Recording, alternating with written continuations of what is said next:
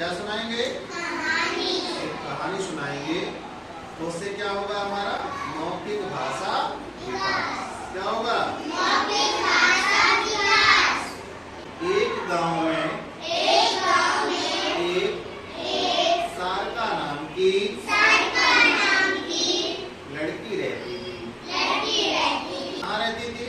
एक गांव में सारका नाम की लड़की रहती थी।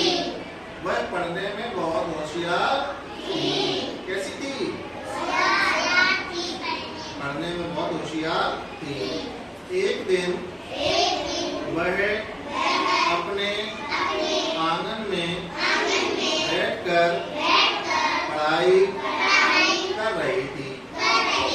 कहाँ पढ़ाई कर रही थी? आंगन। उसने देखा कि एक चिड़िया के पैर में एक लाल रंग का धागा फंसा हुआ है।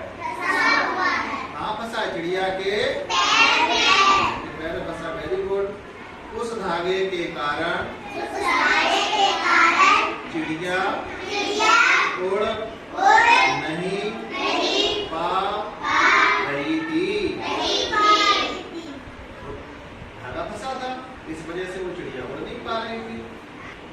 यह देखकर सारिका दौड़कर ऐसे दौड़ के है ना, दौड़कर चिड़िया के पास पहुंची और चिड़िया के पैर से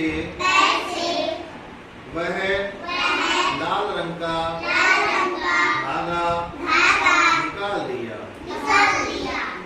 चिड़िया ने सारिका को धन्यवाद बोला। क्या बोला? धन्यवाद। और आसमान में फुर से उड़ गई। कैसे उड़ी? फुर से, है ना। चलिए अब इससे संबंधित आपसे कुछ प्रश्न, ठीक है, बताओगे ना? चलिए, सारिका कहाँ रहती थी? Very good. कहाँ रहती थी?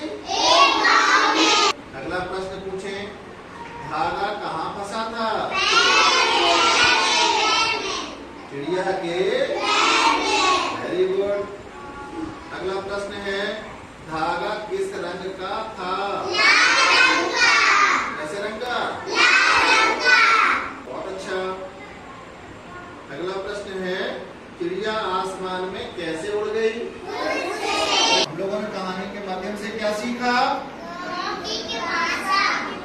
हाँ, और हम लोगों ने ये भी सीखा कहानी के माध्यम से कि हमें एक दूसरे की मदद करनी चाहिए।